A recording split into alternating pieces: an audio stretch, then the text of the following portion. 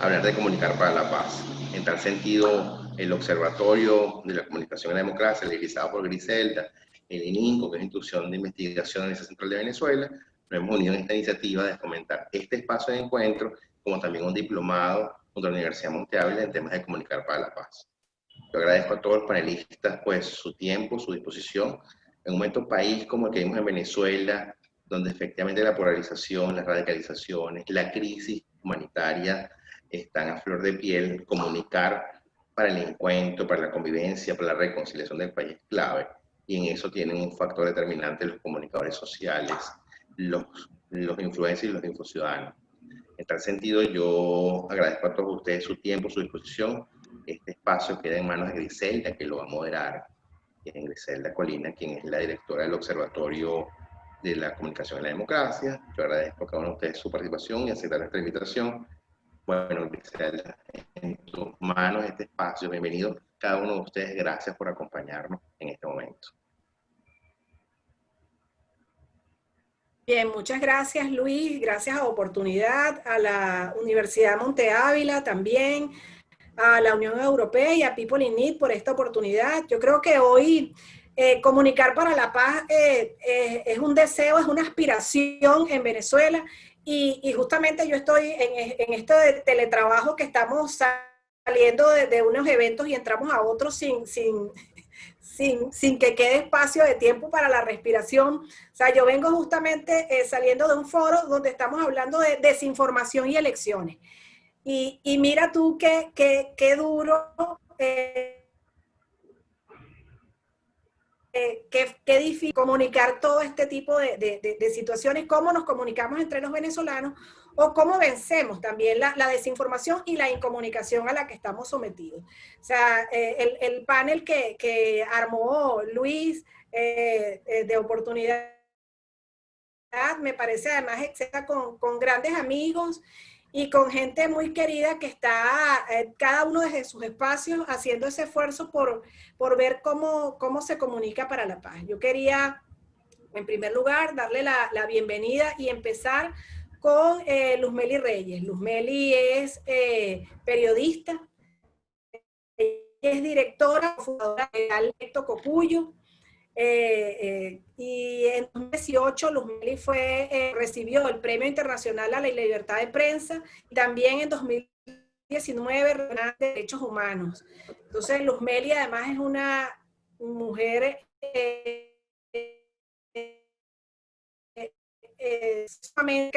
y que la conocí, yo debo decir que es una de las personas más nobles y que siempre ha tenido esa mirada de cómo ayudar y cómo hacer que su equipo de trabajo aprendiera a comunicar y a ejercer el periodismo con responsabilidad en el ejercicio de la palabra. Adelante. Antes de Luzmeli, Griselda, las palabras de Clara, el buen niño que va a instalar, la de Clara.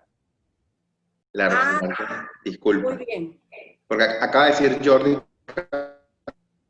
que va a ser el cierre, que lo disculpe. Entonces voy a hablar Clara. Yo voy a ser muy breve, así que no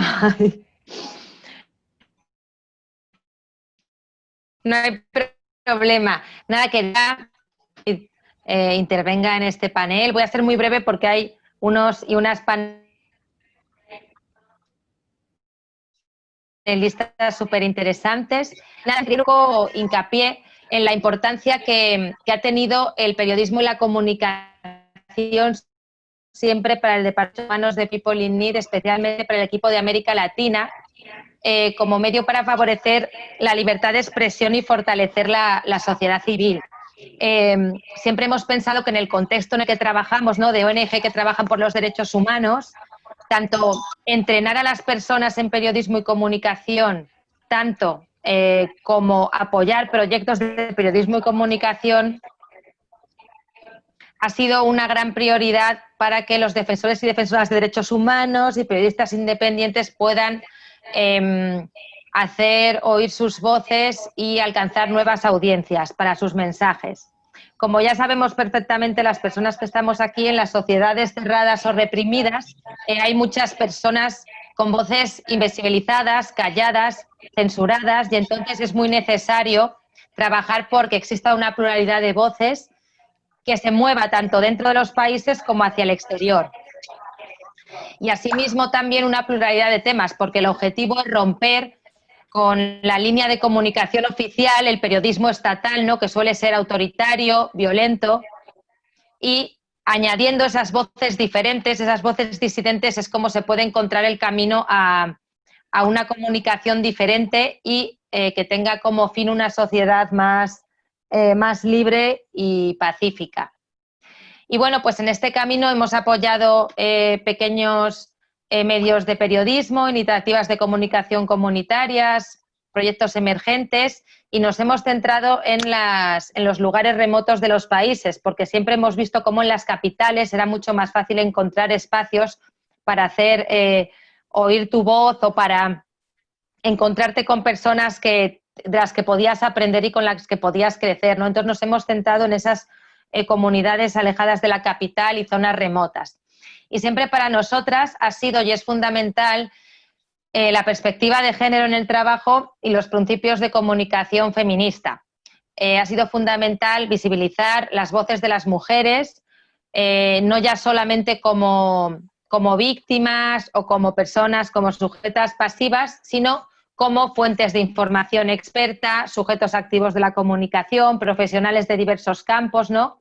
Porque hemos visto cómo de esta manera se mejoraban muchísimo los productos de periodismo y de comunicación, eran mucho más plurales y mucho más ricos.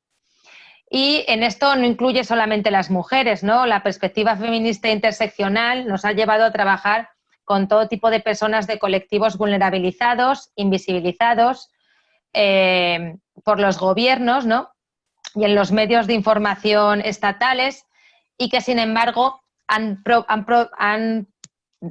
proporcionado perspectivas muy interesantes para buscar distintos caminos hacia sociedades mejores, ¿no? Este objetivo de presentar a las personas de los márgenes como agentes de cambio y destacar siempre los valores positivos como la solidaridad, la resiliencia y rechazar los discursos polarizados y violentos, ¿no?, a los que estamos acostumbradas en estos países, siempre nos ha ayudado a crear voces y a sacar a la luz voces más interesantes y crear espacios mucho más diversos, ¿no? En este sentido, también hemos trabajado por dar visibilidad a los liderazgos femeninos y feministas, ¿no? Por ejemplo, el premio Homo Homini de People in Need del año 2019 fue a parar a la líder campesina Francisca Ramírez, ¿no?, una mujer que ejerce en Nicaragua, ¿no?, nicaragüense, que ejerce un liderazgo diferente, mucho más humano, que comunica mensajes donde está la vida en el centro, que reivindica el derecho a una vida digna para la comunidad campesina en Nicaragua, ¿no?, y se aleja muchísimo de estos discursos basados en el poder, la guerra, la muerte, vencer, el nacionalismo tóxico, ¿no?, que tanto vemos en los países en los líderes de los países de la región, ¿no? No hace falta nombrarlos, pues Fidel y Raúl Castro, Daniel Ortega, Nicolás Maduro, etcétera, ¿no? Y algo que ha sido también muy importante para nosotras ha sido favorecer la comunicación entre países, ¿no?, el contacto entre periodistas y comunicadores y comunicadoras, defensoras de derechos humanos de Nicaragua, Venezuela, Honduras y Cuba. Han participado personas de diferentes países en los talleres de audiovisuales y de podcast, y allí se les han proporcionado herramientas para que comunicasen según su propio estilo y sus principios, ¿no? Y siempre creando grandes espacios de intercambio y reflexión conjunta, ¿no?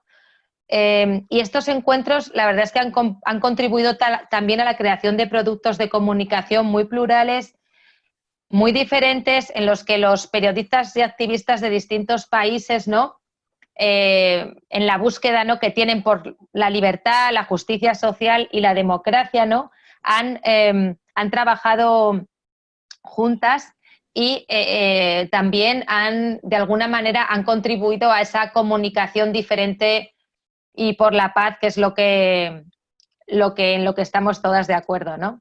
Y ya está. Esto es lo que quería contar de parte de People in Need.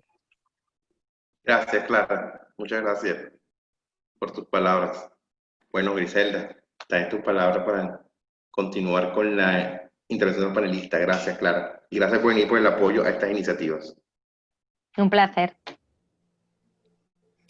Gracias, Luis. Entonces, sí, ahora para comenzar con nuestro panel de invitados, dejo en la palabra a Luzmeli Reyes. Adelante, Luzmeli. Hola, buenas tardes. Bueno, muy linda tu presentación, Griselda, muchas gracias. Gracias a Luis, a todos los organizadores, y bueno, veo que estamos conectados como 38 personas, y me imagino que llegarán algunos dos más por lo que escuché al inicio.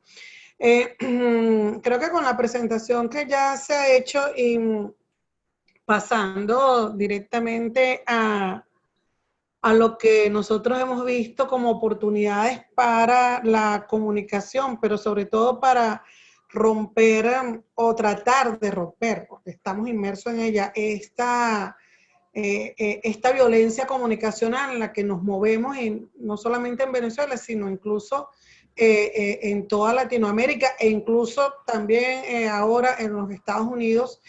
Pues creo que lo mejor es poner ejemplos, ¿no? Y quería compartir la pantalla para contar, o sea, es una presentación un poquito, después me di cuenta que había quedado un poquito larga, yo la voy a reducir, pero sí quería compartir con ustedes algunas cosas que creo que son producto del aprendizaje que hemos tenido durante todos estos 21 años de manejarnos en un esquema de polarización, de medias verdades, de presiones de distintos tipos, y además en un contexto en el que fue creciendo toda esta dinámica de desinformación, ¿no? Desinformación incluso ya orientada a generar muchísima más confusión entre los usuarios de los medios de comunicación.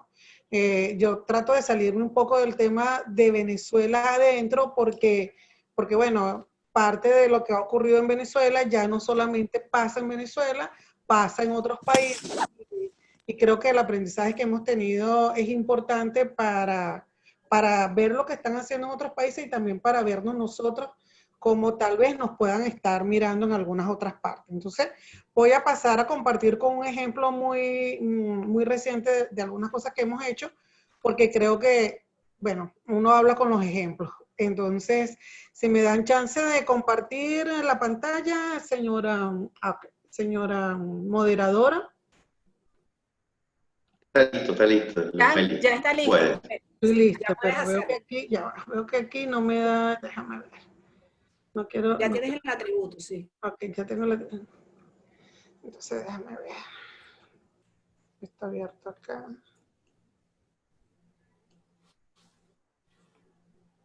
Okay, aquí. Les voy a hablar, ya se ve en la pantalla. Se ve la presentación. Está viajando. Está viajando. Sí, ya vamos a verla dentro de poco. Ahora sí. Ok, entonces les voy a presentar esta experiencia que hemos tenido reciente, que la hemos hecho con una iniciativa de Efecto Cocuyo con la Deutsche Welle Academy, que se llama Puentes de Comunicación. Y ahí les voy a ir contando. Como algunos de ustedes saben, yo nací en un barrio popular en Venezuela y me crié en Petare. Siempre pongo que yo amo Petare porque dentro de incluso de las cosas que uno va descubriendo en todo el tema de las visiones que podemos tener los periodistas, pues una de esas visiones no solamente es esa interseccionalidad desde un enfoque de igualdad de género, sino también en el caso de la diversidad que puede haber en las redacciones, tomando en cuenta el origen social y también incluso la etnia, y además tomando en cuenta de dónde viene uno. Entonces, en Venezuela tenemos la tendencia a ser muy centralistas, pues, y además de ser centralistas, en tener prejuicios sobre la gente que venimos de los barrios pobres. Yo creo que por eso yo reivindico tanto que yo amo a Petare, yo soy de Petare, y siempre invito a la gente a reivindicar su origen, sobre todo mientras más humilde y marginado haya sido ese origen. como a veces le digo, hablo algunas cosas de mí para que se entienda por qué me meto en todo esto. Entonces, nací de criada en un barrio popular de Venezuela, pues tenía varias opciones. Una de estas opciones era salir embarazada adolescente, que es uno de los temas que más usual en Venezuela. Pues una muchacha cuando está en un barrio ve como proyecto de vida el poder tener un hijo, porque a veces no tiene otro proyecto. También me hubiera podido convertir en Miss, la gente lo critica, pero bueno, esa es una opción, pero yo no tengo las características para ser una Miss. Y sin embargo, yo decidí estudiar, pues decidí estudiar gracias a mi mamá, y gracias a mi mamá, que es una mujer prácticamente iletrada, pero muy inteligente. Pues afortunadamente la educación en Venezuela era gratuita, y yo tuve oportunidad de estudiar sin pagar prácticamente casi nada hasta mi pregrado en la Universidad Central y después con becas en los otros posgrados, y todavía ahora estoy becada en un programa de discusión sobre el periodismo que estamos haciendo en Cosecha Anfibia. Bueno, en 2015, después de tener una carrera por los medios y todo esto, pues creamos Efecto Cocuyo, que era un medio que nació en Twitter y que fue un medio que el eslogan de nosotros, el lema de nosotros es periodismo que ilumina. Y ya les voy a decir por dónde va esta línea de paz y de periodismo que ilumina. Nosotros dijimos que nosotros informamos y formamos, y digamos que estas son las tres columnas de lo que es Efecto Cocuyo, la cercanía con la gente. Nosotros hacemos periodismo con la gente, yo creo que eso es fundamental, y por eso hacemos no solamente cobertura, sino que le preguntamos a la gente qué tipo de coberturas podemos hacer mejor con ellos. Generamos alianzas estratégicas con organizaciones y universidades que nos permitan entender también en dónde nos estamos desenvolviendo, y tenemos una escuela de formación. Desde el mismo momento en que nacimos, hicimos la Escuela Cocuyo, que después además se ha unido con el Festival Cocuyo de Comunicación e Innovación. ¿Por qué hicimos esto de la Escuela Cocuyo? Bueno, porque creemos que es necesario poder capacitar a los periodistas jóvenes y también empezar a cerrar las brechas que hay en tecnología con los periodistas que no son tan jóvenes, en un contexto como el venezolano, en el que sabemos todo el tema de censura, agresiones, cierre de medios de comunicación, y además una migración también de los periodistas, ¿no? Bueno, tuvimos varios reconocimientos, aquí les muestro uno. Siempre es una alegría para uno algún tipo de reconocimiento, sobre todo cuando es en nombre de lo que hacemos en Venezuela. Pues nada de esto se hace, y es parte de, a veces que dice, y el secreto es que nosotros trabajamos con un gran equipo, y voy a empezar con Laura Weffer, que está acá, que es Josefina Rullero, Danisbel Gómez. Cada una de ellas tiene responsabilidades muy, muy importantes. Digamos que yo soy la cara visible del proyecto muchas veces, pero ellas son los distintos brazos y cuerpos que hay allí. Y yo quiero que vean esta foto, porque nosotros no nos habíamos dado cuenta de eso hasta que alguien nos lo dijo en Brasil, que también muestra la diversidad étnica de Venezuela, ¿no? Donde hay gente que es de origen europeo, tiene ascendencia europea, en donde estamos los negros, en donde estamos las personas que estamos mezcladas con otros orígenes, donde está también personas de origen indígena. Entonces yo creo que es importante que cuando hablamos de comunicar para la paz, empecemos también a ver desde dónde lo estamos haciendo, quiénes lo estamos haciendo y cómo nos estamos interpelando internamente para poder entender mejor el contexto en el que nos desenvolvemos. Con todo este bagaje, pues nos metimos en un tema que para nosotros ha sido fundamental, importante de comunicar, que es el tema de la migración venezolana. ¿Y por qué escojo este tema? Para mostrárselo, para que saliéndonos un poco de Venezuela, pero dentro de Venezuela podamos también ver cómo a veces desde los medios se pueden generar situaciones que, lejos de contribuir al entendimiento, pues también exacerban prejuicios, pero además que también se pueden tener iniciativas para tratar de hacer alguna incidencia. nosotros sabemos que más de 5 millones de venezolanos han tenido que abandonar el país en los últimos 5 años. Son más que números, son rostros, son historias, son vidas cambiadas totalmente. Independientemente de las razones por las que algún venezolano o venezolana haya decidido salir del país, sobre todo en los últimos años, pues lo que vemos es que su vida se transforma y con ella la vida del país, con ella la vida también de toda su familia y tal vez en algunos casos la vida de los sitios a donde llega. Pero ¿qué tratamiento hacen los medios de esta diáspora? Pues parte de lo que hemos conversado. Les traigo estos ejemplos, son unos ejemplos muy feos, tampoco me gusta mucho que ese tipo de ejemplos estén cuando se busca hacer lo contrario, pero creo que es importante que lo veamos porque esto también nos motivó a hacer lo que estamos haciendo en este momento. Algunos de esos ejemplos, y este es que es un ejemplo que me parece importante mostrar porque si bien no tiene, en términos discursivos, no tiene una palabra de agresión, pues en términos de la fotografía puede generar un impacto y una impresión en quienes lo leen que puede también tener incidencia en esas percepciones negativas sobre la migración venezolana. Pues nosotros sabemos que hay un país que se va y que de acuerdo con lo que nos decía la profesora Anitza Freitas, lejos de ser aquellas personas que van a quitarle el trabajo a la gente y todo este tipo de cosas, pues el 80% de la migración reciente de Venezuela, que salió entre los años 2017 y 2018, la mayoría lo hizo para mejorar su calidad de vida, buscar oportunidades laborales y ayudar económicamente a los familiares que dejaron en Venezuela. Yo aquí siempre pido que nos detengamos un poco porque cuando una persona decide moverse del sitio donde está, de su país, pues no lo hace solamente porque quiere individualmente tener una vida mejor, sino porque muchas veces, y en estos casos esto está demostrado también con encuestas y cuando escuchamos a los migrantes, pues porque quieren ayudar a los familiares que se quedan en Venezuela. Entonces nosotros empezamos a hacernos unas preguntas disparadoras de por qué migran los venezolanos, qué sabemos de esto, qué podemos hacer mejor como medios y cómo quieren ser ellos contados, cómo quieren ser vistos por los medios y los periodistas. Creo que este es un punto también importante porque siempre, generalmente solemos hablar de la comunicación y del periodismo, de la perspectiva de quien tiene el privilegio de estar en un medio de comunicación o de tener acceso a distintas plataformas de divulgación de información. Pero nosotros siempre tratamos es de ver a las personas cuyas historias incluso vamos a contar.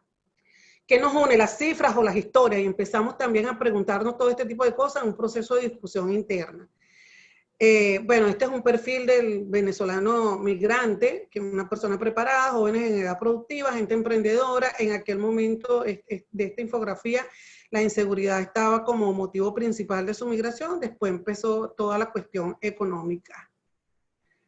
Y así nosotros hicimos este proyecto que se llama Venezuela Migrante, que es una plataforma de información útil para los venezolanos migrantes y refugiados, que ayuda a articular redes de periodistas migrantes y que, este es un punto también que me parece importante destacar, capacita en la cobertura migrante. Pero ¿cómo lo hicimos? Como hemos hecho algunas otras cosas, pues fuimos y le preguntamos a los migrantes venezolanos cómo podíamos hacer un mejor periodismo. Esta es una iniciativa que se llama Guayoyo con Migrantes, que viene también de una iniciativa que tenemos, que es Guayoyo con Cocuyo, y en este caso hicimos este ejercicio en Medellín y también lo hicimos luego en Brasil, en Sao Paulo, y después hicimos 2 cafés, estos fueron presenciales, y también hicimos 2 cafés virtuales con migrantes y refugiados venezolanos. ¿Qué nos respondieron?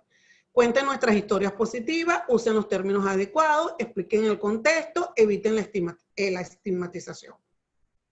Y así, Venezuela Migrante, que era un proyecto de Efecto Cocuyo, se unió con Puentes de Comunicación, que es un proyecto de la Deutsche Welle Academy, para en una primera etapa entrenar a periodistas en los principales países receptores de venezolanos en Sudamérica.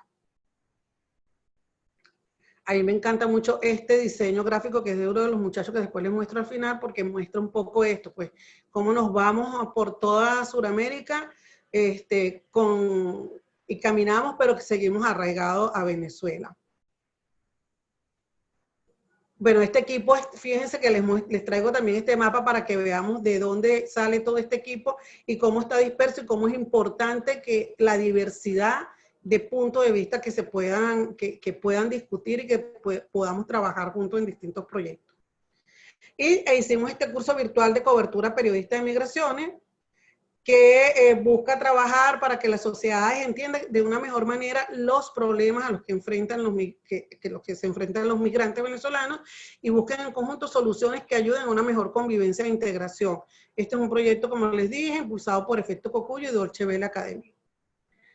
¿Qué hicimos al analizar las necesidades? Cuando les pasé inicialmente todo este tema de los prejuicios y de los ataques a muchos migrantes venezolanos, pues precisar que la cobertura de la migración es algo que no ha sido, en el que falta muchísima capacitación.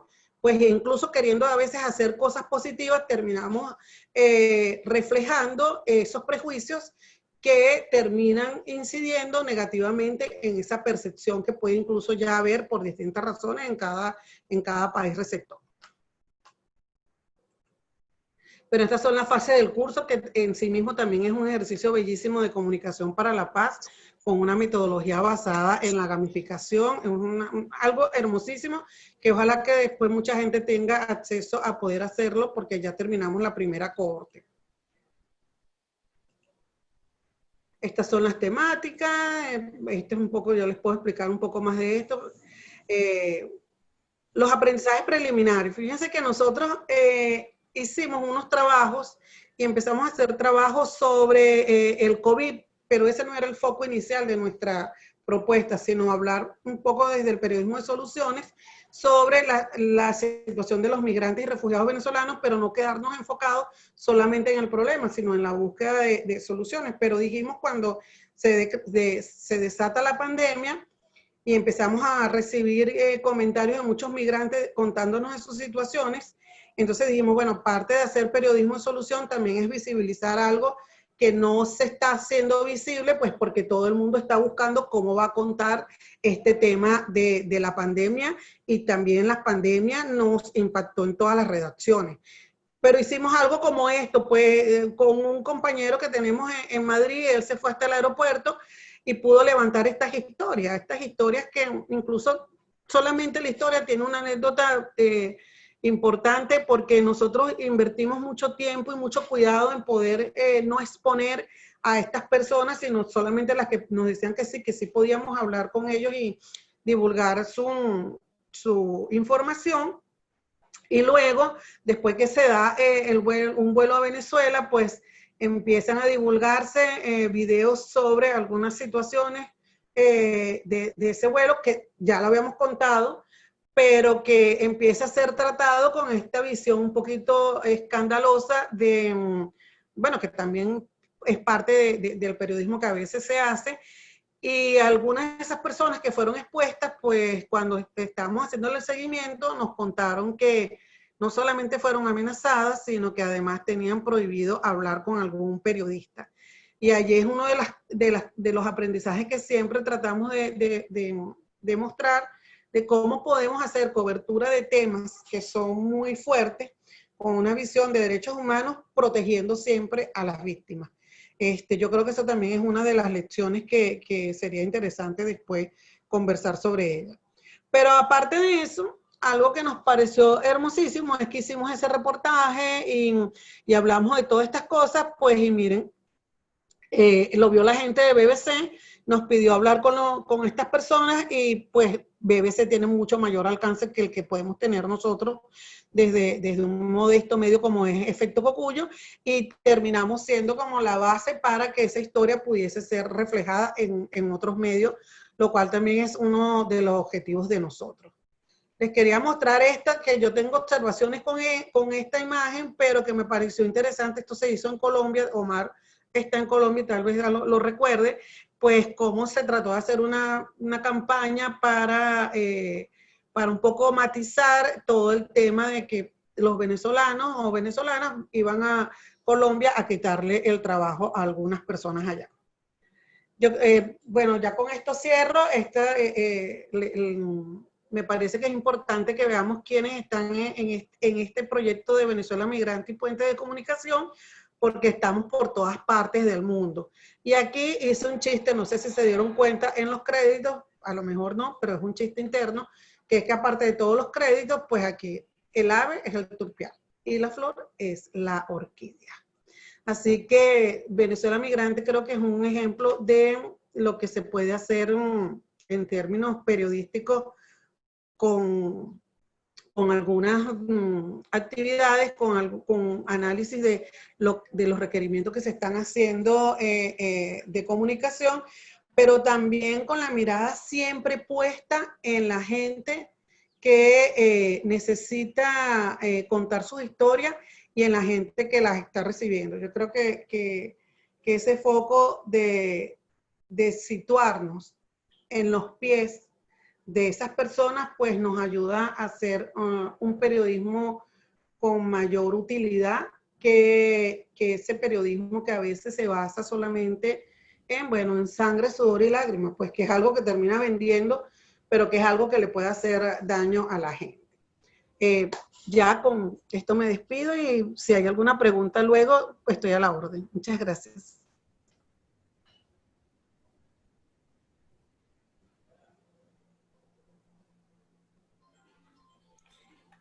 Bien, Luzmeli, muchísimas gracias por esa presentación tan emotiva, que además nos demuestra, pues habla de la resiliencia de los venezolanos y de los periodistas venezolanos.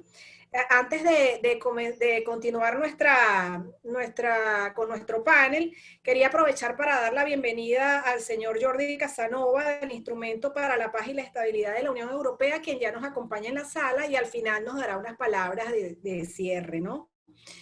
Y para continuar este panel, ustedes dirán, bueno, aquí hablan primero los de la casa y luego los invitados de afuera. Tengo a María Teresa y Omar que nos acompañen y primero estoy presentando a los nacionales. Pero una de las ideas también que queríamos aprovechar era pues mostrar y dar a conocer siempre estos ejemplos de periodismo que están además adelantándose en el país y que tienen esa mirada tan creativa y que se están inventando y reinventando. Entonces, para eso también quiero invitar ahora a otro amigo queridísimo, César Batis. César es el director y cofundador de El Pitazo, otro medio de comunicación en Venezuela que está también impulsando nuevas formas de comunicarse, nuevas formas de hacer el periodismo, que tienen muchas formas de inventar para llegar a la gente, tienen corresponsales en todo el país. Y de verdad tiene una serie de productos que cada vez que yo oigo a César también me impresiona con toda esa fuerza y el empuje que él lleva adelante toda esta serie de inventivas a través del Pitazo. Entonces, sin más, los dejo con César Batis. Adelante, Gracias. César. Gracias a Luis, por Griselda, por la presentación, a Luis por la invitación. Omar, un gusto saludarte, María Teresa también, y bueno, y Luzmeli que me prestó la palabra. Gracias a todos por permitirme compartir con ustedes. Bueno, les cuento, El Pitazo es un medio de comunicación que surgió en el año 2014, nuestra primera publicación, y por eso celebramos todos los 8 de diciembre nuestro aniversario. Nuestra primera publicación fue el 8 de diciembre del año 2014.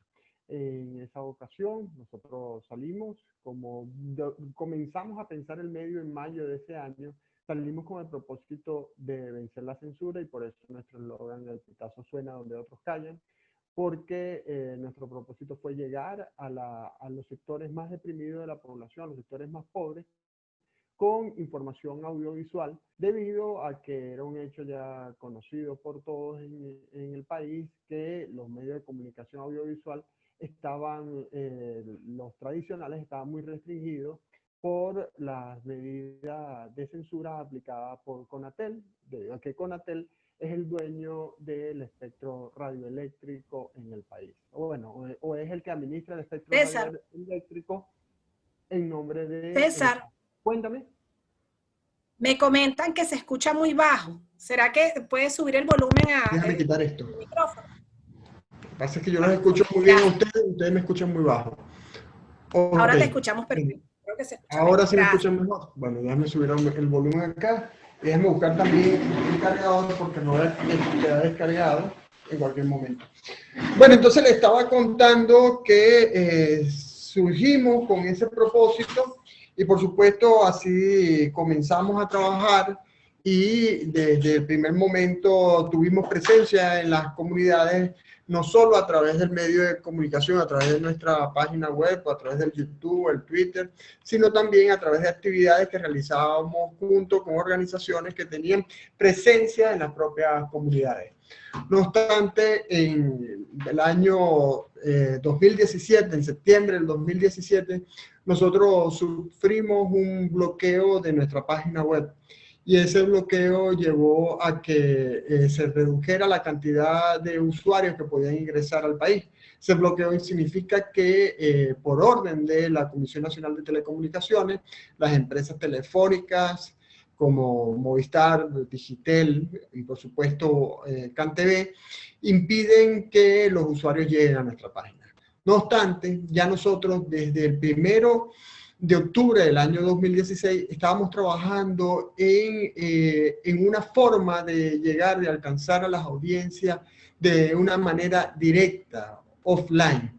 Y por eso creamos dentro del Pitazo un proyecto que llamamos el Pitazo en la Calle.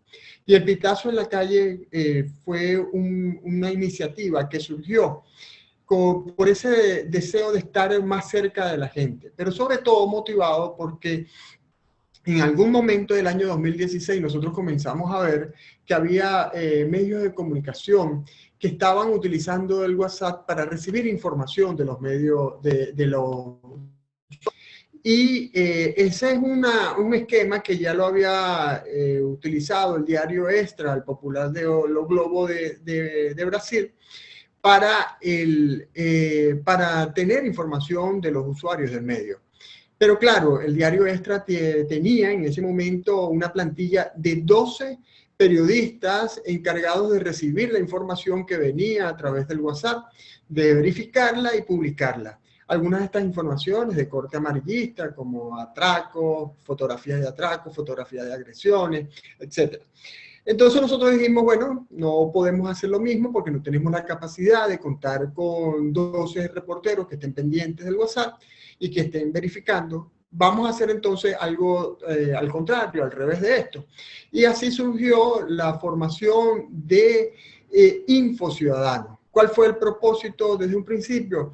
Formar a ciudadanos en las comunidades populares, darles herramientas para levantar información en sus comunidades y darles unos talleres muy cortos de 8 horas para darles estas herramientas y a partir de esos talleres conformar unos grupos de WhatsApp y a través de esos grupos de WhatsApp recibir las informaciones.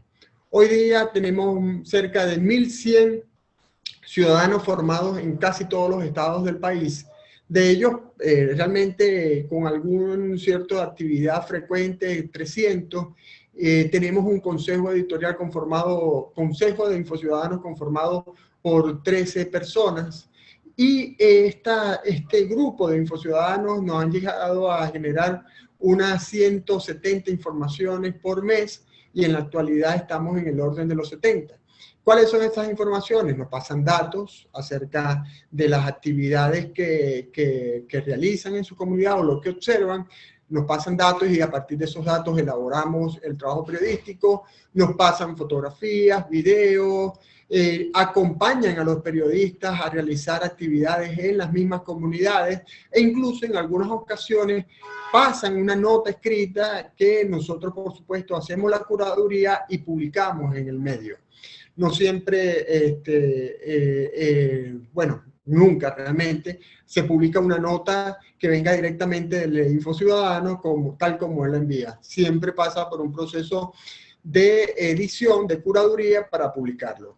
Así hoy día tenemos 70 informaciones Y bueno, y como les decía, hicimos, me gusta decir que hicimos como se contaba que hacían los japoneses cuando les llegaban después de la Segunda Guerra Mundial los juguetes de Estados Unidos, que abrían los juguetes, los revisaban, lo veían y hacían la ingeniería inversa. Bueno, nosotros hicimos aquí la ingeniería inversa con el proceso que ya tenía el diario Extra de Brasil, más que tener un equipo para verificar, ya al crear estos grupos de WhatsApp, a darle formación a estos infociudadanos, a crear estos grupos de WhatsApp, ya ganábamos camino en la verificación de la información porque sabíamos quiénes nos estaban enviando la información.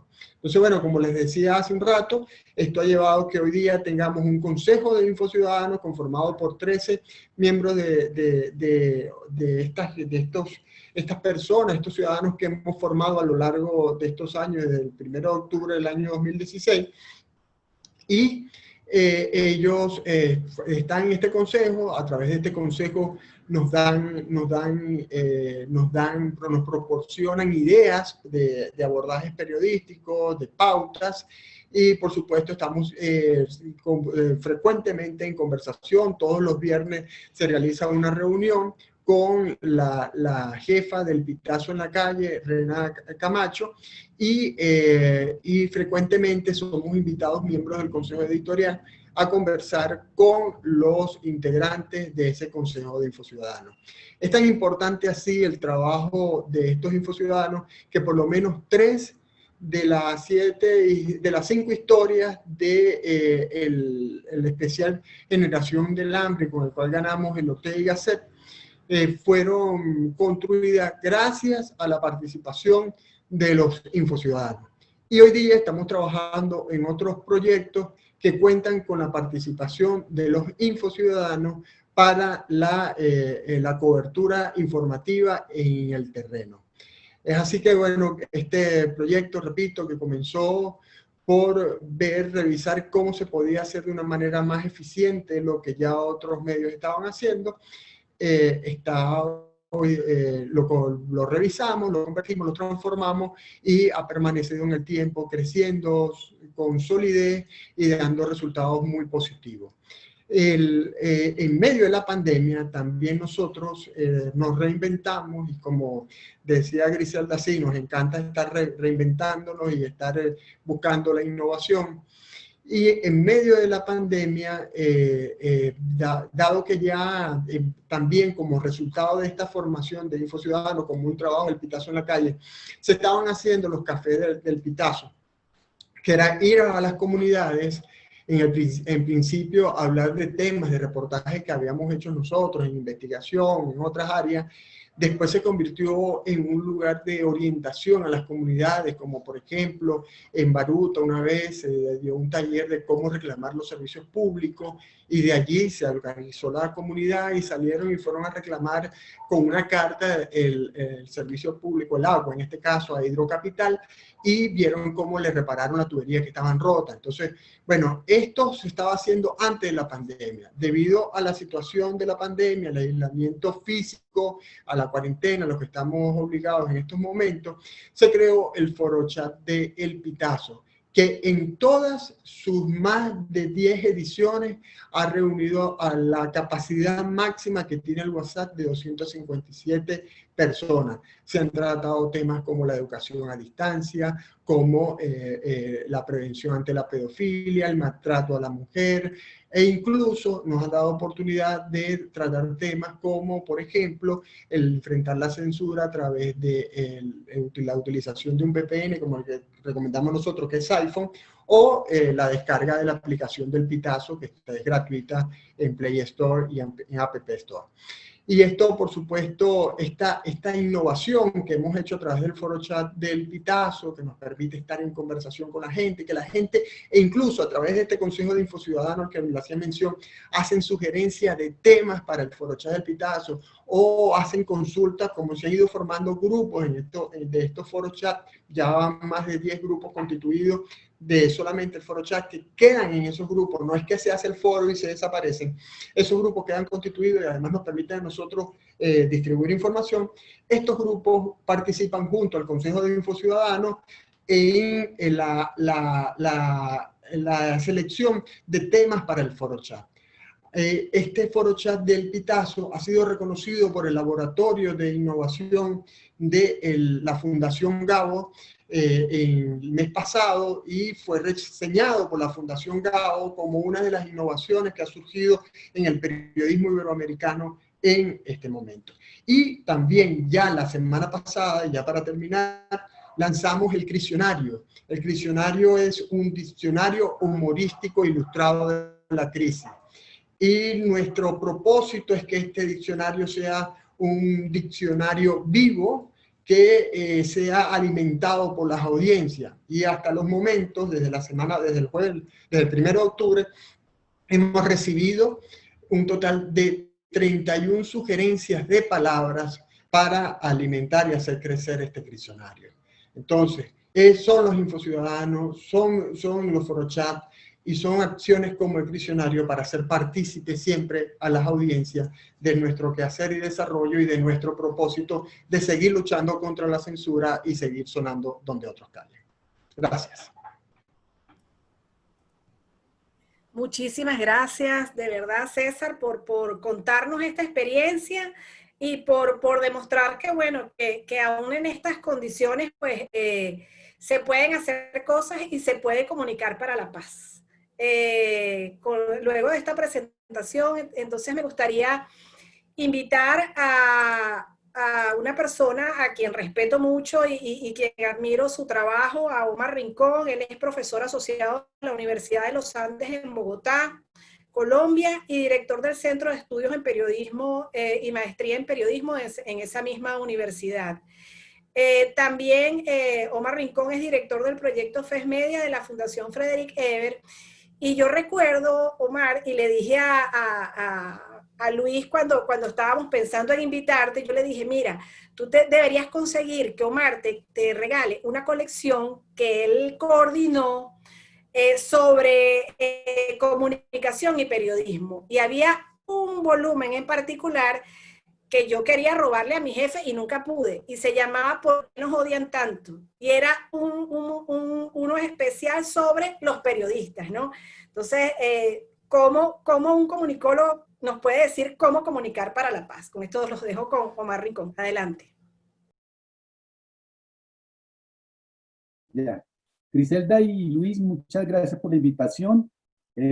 Obviamente, estoy hablando de Colombia, hablar de Venezuela es complicado porque en este país Venezuela es un asunto de máxima divergencia o de máxima actualidad.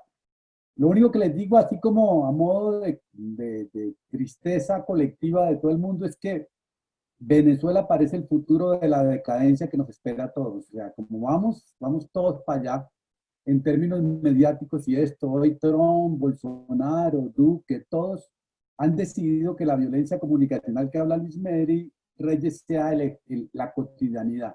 No vamos para mejor, no vemos que el ambiente simbólico, cultural del mundo esté optando por otro lado. Parece que el modelo venezolano estuviera impactando más en este tipo de situación. Yo voy a hacer 4 comentarios que hicieron sobre lo que hablaron los dos compañeros, Luis Meri y César, porque me parece como de fina cuidado poderlo comentar. Lo primero es que, pues, obviamente, pues, admiramos lo que hace Efecto Cucuyo del Pitazo, nos parece, y no solamente estos dos, sino muchas de las iniciativas digitales independientes de Venezuela creo que demuestran la capacidad de experimentación y de resistencia comunicacional, narrativa, estética y de todo tipo que ha manifestado los periodistas jóvenes en Venezuela, y creo que en eso sí pues merecen admiración de todo el continente. Les admiramos profundamente porque en unas condiciones muy precarias les ha tocado crear, experimentar para poder construir información útil, ciudadana, que cuida a la gente y todo ese tipo de cosas que me parece que es de admirar y que en ese sentido son ejemplos. Creo que tanto Efecto Cucuyo como el Pitazo y otros medios digitales de Venezuela son ejemplos en América Latina de lo que se puede llegar a hacer en este contexto de las nuevas tecnologías y del nuevo escenario de violencias comunicacionales. Lo segundo es que el tema de polarización, que es lo que arrancó Griselda diciendo y que es lo que lleva a esta comunicación un poco tóxica, agresiva. La polarización es un efecto creado por los políticos porque les conviene, o sea, a un político no le conviene las medianías porque su necesidad está en ganar hinchada, siendo agresivo y decidiendo un poco desde el odio, desde la política del odio, cómo construir un enemigo muy útil y muy básico con el cual moverse, y creo que en este sentido, desde Bolsonaro, pasando por Maduro, Duque y Bolsonaro y toda esta gente, Bukele, lo están haciendo exactamente lo mismo, siendo unos más perversos que otros. Y también está el efecto Facebook, o sea, el efecto Facebook, que es el efecto Facebook porque es donde viven las fake news, que es que ha hecho que la verdad no sea sexy, la verdad no interesa, la verdad no es más atractiva, sino que la verdad es un acto que es totalmente personal y cada uno tiene su verdad y no hay forma de hacer eso. Tenemos la religión de las propias verdades, de las propias... Entonces, quiero llamar la atención de que la polarización es útil tanto a gobernantes, a políticos y a periodistas, y en esa medida pues estamos jodidos. Y en eso de cuando hablo de periodistas hablo de grandes medios. O sea, los grandes medios también decidieron de no ser narradores intermediarios de la sociedad, sino ser actores políticos. Y entonces Clarín y La Folla de Sao Paulo y CNN y Fox News y El Tiempo y RCN son militantes políticos en este momento. Entonces es una cosa como que esos medios justifican ese odio que hay por los periodistas porque asumieron que ya no les importa la calidad de la información, sino que les importa un poco actuar políticamente. Lo tercero, obviamente, registrar que lo que hace Efecto Cucuyo, Pitazo y muchos medios digitales en América Latina, como Anfibia, 070, El Faro, Animal Político en México, lo que es interesante es cómo han demostrado que hay otros lugares de denunciación como el feminista, como los derechos humanos, como lo afro, lo indígena, lo gay, que hay otro lugar de denunciación, que hay otras agendas, que ya no todo es política, justicia, economía, sino que también hay agendas que son feministas, que es la educación, que son los migrantes, me parece que es interesante, y además es el periodismo con mayor experimentación de formatos narrativos. O sea, que yo creo que el periodismo digital pequeño está haciendo muchas maravillas. Pero ahí surge una pregunta que es la complicada para hoy. ¿Cuál es el impacto de todos estos esfuerzos que hace Luis Meli y que hace César? Hacen un esfuerzo alucinante, pero como son medios independientes, digitales, tienen una comunidad en la que se mueven que es bastante buena, pero no logran sobrepasar ese nicho. Entonces, estamos haciendo periodismo casi que en el que nos sentimos súper bien. Si yo leo Anfibia, Cosecha Roja, Pitazo, Cocuyo, Animal Político, La Silla Vacía, El Faro, Ojo Público, pues yo me siento muy bien informado y me siento pensando lo que hay que pensar. Pero resulta que la incidencia de esto no es tan alta en la construcción de ciudadanía. Y ahí la pregunta que hace Marla Turati me parece clave, y es que ella dice, cuando hacemos periodismo, la pregunta es, ¿y a mí qué como ciudadano? El ciudadano común y corriente, ¿a mí qué me importa eso? Esa pregunta, esa W, me parece mucho más importante porque hay temas como estos que la gente está desesperada sobreviviendo que no le puede interesar. O sea, que su cotidianidad es tan nefasta que esto no le dice absolutamente nada. Entonces, no sé si estamos en un periodismo para ONGs o estamos haciendo un periodismo para la ciudadanía. Y con esto hago mi crítica a nosotros los periodistas, y es que los periodistas vivimos de las ONGs y las ONGs ponen las agendas que hay que financiar y entonces de alguna forma nos encierran en sus intereses y no nos dejan conectarnos con la ciudadanía. Entonces, por ejemplo, me parece que falta más periodismo popular. Yo, por ejemplo, estos días, Meli no me va a querer en esta parte porque no han ganado premios, pero el periodismo transmedial, el esfuerzo para hacer lo que cuesta, para el impacto de audiencia que tiene, yo me lo pregunto. Yo a veces grabo un videíto y tengo 100.000 vistas. Y un transmedia muy bien hecho, espectacular, de ciudadanía, tiene muy pocas vistas. Las vistas son mucho más de nosotros, la vida de periodistas interesados ahí. Entonces me parece que dejo esa pregunta ahí para mencionar, porque me parece que paz es también conectarnos con lo popular, conectarnos con la gente. Y creo que ahí estamos fracasando y que ahí me parece que es interesante, porque no basta con vincular a los ciudadanos como fuentes, como hace César con los 1.100 corresponsales de WhatsApp. No basta con, tenemos que poder atravesar ese muro de y ahí es donde yo entro la pregunta, y ahí con Luzmeli y con César podemos tener debates, si de pronto es que nos hemos rendido a un periodismo norteamericano de las W, de las agendas, de la denuncia como un main. Y ese periodismo me parece que es masculino, y si no había que hacer otros periodismos que fueran en estéticas y narrativas más parecidos a nuestras comunidades, a nuestra gente, si no tendríamos que, por ejemplo, narrar desde el Petare mucho más en forma musical que de forma escritural, seguir escuchando, si no tenemos que recuperar mucho más las oralidades, si no tenemos que dejar de editarlos tanto como ellos quieren. No sé, son preguntas que dejo porque estoy preocupado por eso. Y para terminar, simplemente en el tema del panel yo había preparado algo, pero quiero dejar solamente dos cosas acá. Y es que el problema en el que nos metieron los periodistas es que estamos en medio de una guerra comunicacional que es toda la guerra política. O sea, Trump no está haciendo política, está comunicando todo el día su enfermedad. A él le dio virus 3 días antes cuando perdió el debate, y ahora aparece, a Uribe lo meten preso en su cárcel de 150.000 hectáreas y le da COVID al otro día, y a los 2 días está sano. O sea, si es que no estamos manejando una cosa, y los periodistas como unos bobos seguimos detrás de estos bobos narrándolos, debemos ignorarlos porque están jugando con nosotros y porque su información es valiosa. Segundo, si los medios se volvieron actores políticos, o sea, que el periodismo que estamos haciendo es periodismo militante, y si las redes digitales son de indignación y odio, de haters, pues de alguna forma estamos metidos en un problema muy jodido. O sea, unos militan en una cosa, otros generan el odio. La información se maneja por Facebook y WhatsApp, que son el reinado del fake news, y que no importa el fake news, la gente que está en fake news le parece maravillosa. Es más, el fact-checking demostró un estudio hace poquitico que lo que hace es crear más desinformación. Si ya se desinformaron y después le digo que eso que dijeron fue mentira, pues más me desinformo. O sea, que la gente es capaz de darse cuenta que fue mentira, pero si yo le hago fact-checking, lo que estoy haciendo es volver a desinformar. Entonces, estamos metidos en un problema muy complicado. Y el otro problema complicado es la paz como agenda. La paz como agenda es aburrida. O sea, porque la paz es chévere. O sea, la paz es cuando uno se aburre, y eso es la paz. Es la capacidad que tenemos de aburrirnos porque podemos conversar, ser amigos, disentir en público, tener diversidad de puntos. Entonces, ¿cómo contamos historias de la paz? Entonces, eso que llaman historias buenas, pues es que de eso no es tan chévere. O sea, si uno quiere ser, todos somos en la vida cotidiana sensacionalistas.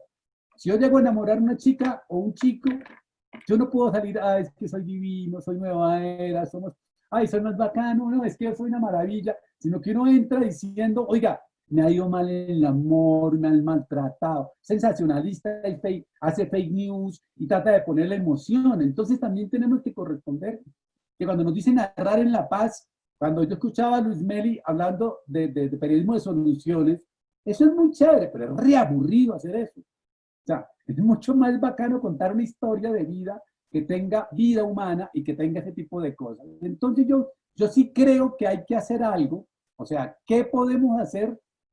Yo creo que aquí ustedes, tanto Luzmeli como César, dieron para mí una de las claves, y es desmovilizarnos de los políticos y los odiadores y desmovilizarnos de las capitales, de ir al territorio e ir a los ciudadanos. O sea, dejar de seguir narrando a estos imbéciles. Es que, verdad, en serio, o sea, opción 1, yo no tengo por qué seguir hablando de Uribe en Colombia, ni hablar de Trump, ni hablar de Chávez y Maduro. Son unos inservibles, no hablemos de ellos. Chao. Si los invisibilizamos, se van a morir de tedio. Segundo, frente a estos personajes, lo único que nos cabe es el humor, porque no dan para nada. Son un meme andante, no hay nada más que hacer. Tercero, no los tratemos como estadistas filósofos de la realidad. Son modelos de farándula.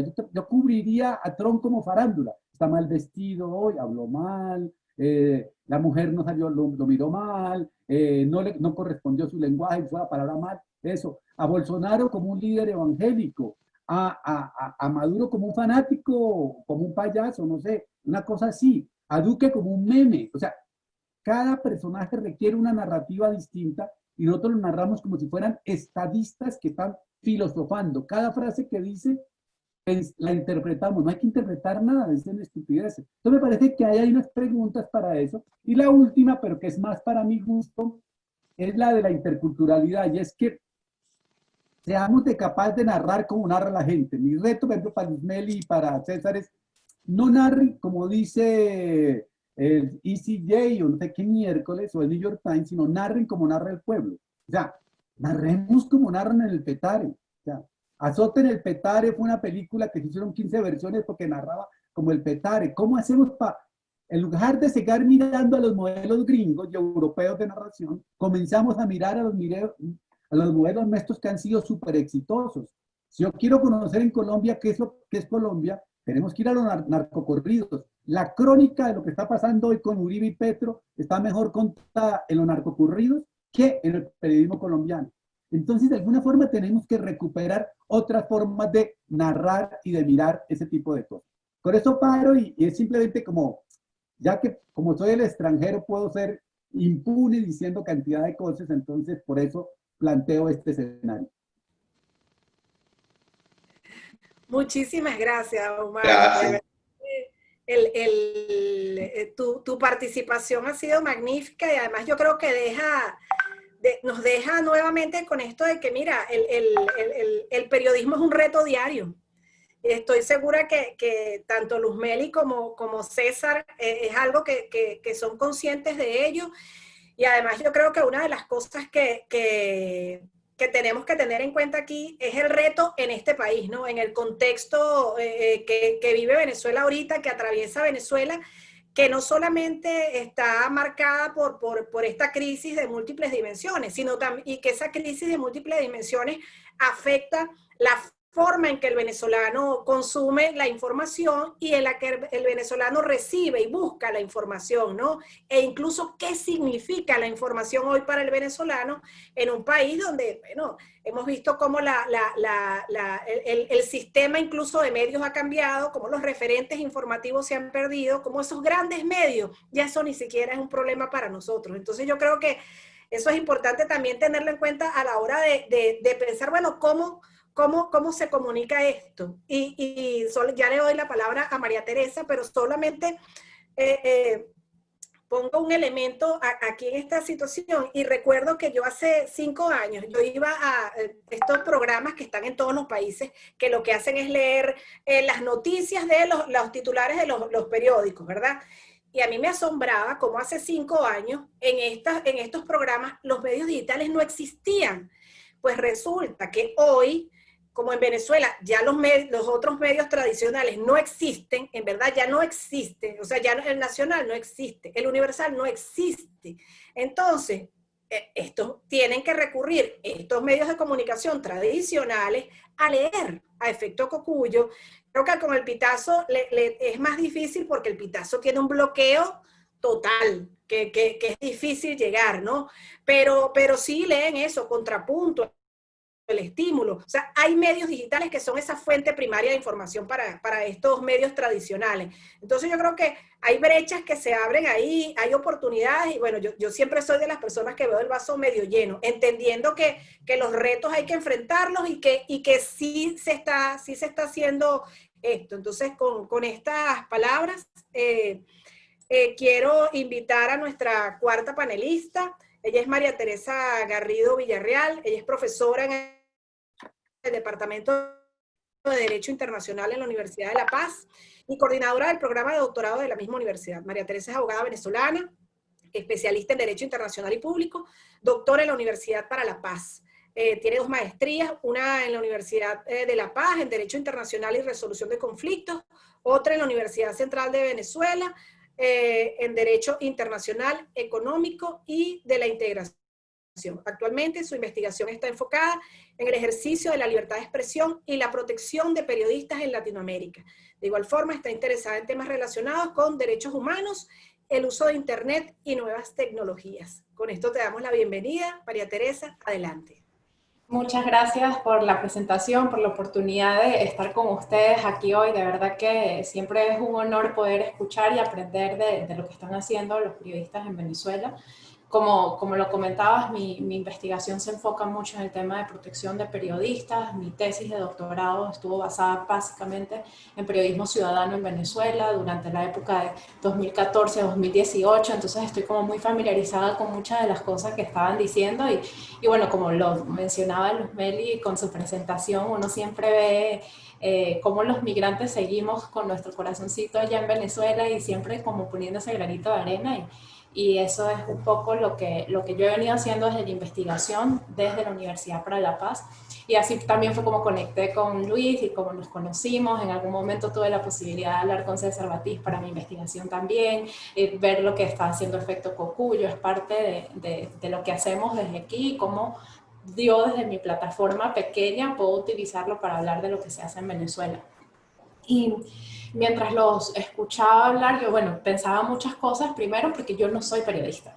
Y quiero hacer como énfasis en eso porque mi postura hacia el periodismo viene siendo más como una comunicadora, alguien que utiliza las redes sociales para comunicar mensajes, porque al final todos tenemos una forma de comunicarnos, al final todos utilizamos los medios de comunicación, ya sea porque estamos reenviando la información, porque estamos verificando, porque actuamos como ese fact-checking a veces, o porque estamos distribuyendo un contenido que pensamos que es útil para las personas que conocemos. Entonces esa es mucho mi postura, por eso me llama mucho siempre la atención el periodismo ciudadano y cómo el ciudadano de una u otra forma ha venido impactando los medios de comunicación en general, porque lo que hablaban que hacen en Efecto Cocuyo, con el Pitazo, de cómo han ido entrenando a las personas para que sus reportes sean cada vez mejores y que puedan servir para hacer líneas de tiempo, para reportar otras cosas. Entonces, ese es un poco desde donde yo vengo. Además, yo soy abogado, o sea, tengo una visión como muy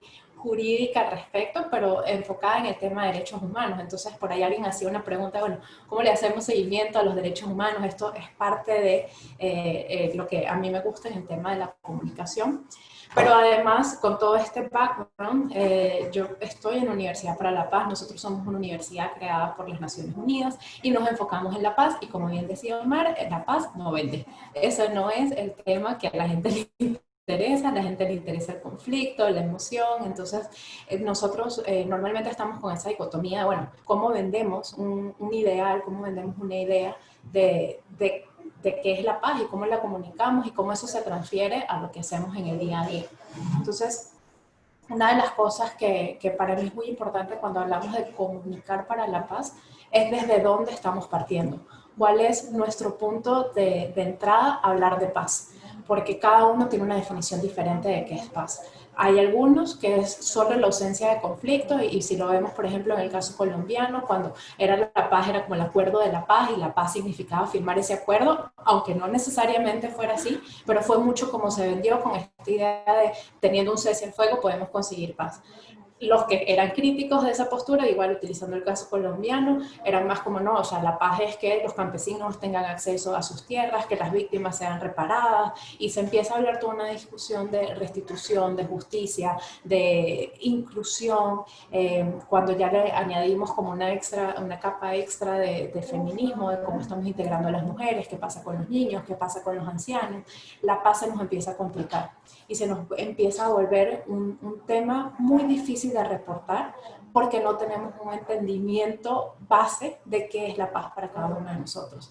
Y eso es algo que para la comunicación se vuelve clave. Si nosotros queremos comunicar para la paz, tenemos que saber de qué paz nosotros estamos hablando.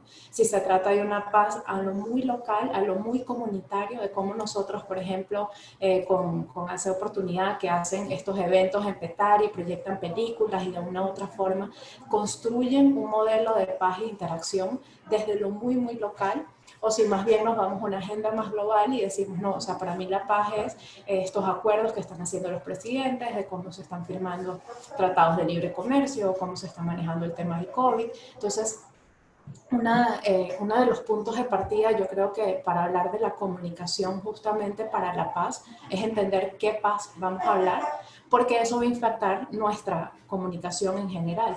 Nosotros aquí en la universidad usamos el eslogan de si quieres paz, educa para la paz. Y para educar es parte de la comunicación, mucho de lo que hacen ustedes como periodistas, las personas como yo que estamos un poco más inclinadas en esto de la comunicación no periodística, por decirlo de alguna forma, estamos educando, porque consideramos que hay algo que debe ser informado, que la gente debe conocer, depende del tipo de reportaje, se dan como más claves de qué es lo que sucede.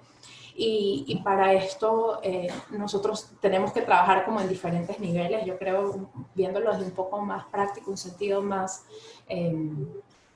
sí, más práctico de cómo lo hacemos. Y yo creo que lo primero es empezar por la enseñanza.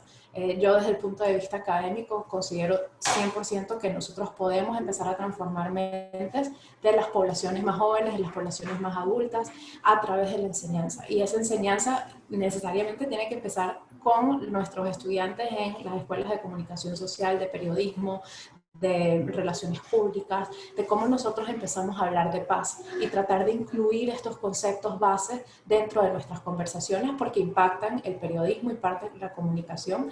Y esto yo sé que entra mucho en el discurso de, bueno, los comunicadores somos neutrales, somos imparciales, nosotros no tratamos de hacerlo todo lo más neutro posible, pero todos los seres humanos tenemos nuestro corazoncito, todos sabemos por qué reportamos ciertos temas, todos sabemos por qué preferimos hablar con ciertos grupos de personas y eso que hablaba Luzmeli, que cuáles son esas causas que nosotros podemos reivindicar. Ella, o sea, muy orgullosa, decía, yo soy de Petare y lo hablo con todo mi orgullo y eso es parte de eso que se transfiere dentro del periodismo. Y en esta idea, bueno, ¿cómo balanceamos esto? Yo creo que una de las alternativas que tenemos es el periodismo de paz. Este periodismo de paz, no sé si lo conocen, no sé si lo han manejado, pero es una de las teorías de Johan Galtung, que es uno de los padres de las teorías de paz y conflicto. Y él mucho lo que busca es no hablar de noticias positivas, y aquí es importante hacer la distinción. O sea, no se trata de decir todo está muy bien y mira qué bonito, o mira qué buena noticia, tenemos una venezolana ahora en la NASA, o mira qué bien le va a la gente que está en la música, o los que han ganado los MasterChef venezolanos. O sea, no se trata de ese tipo de noticias, sino más bien dar perspectivas de paz dentro del conflicto. ¿Y de dónde vienen esas perspectivas de paz? De diferentes ángulos, de incluir a diferentes voces, un poco presentar lo que la gente vive, cómo lo vive y cómo lo siente, porque desde allí, desde la base de la sociedad, podemos empezar a construir estas iniciativas de paz. Entonces, lo primero, además de definir la paz, es un poco identificar de qué tipo de violencia nos estamos refiriendo.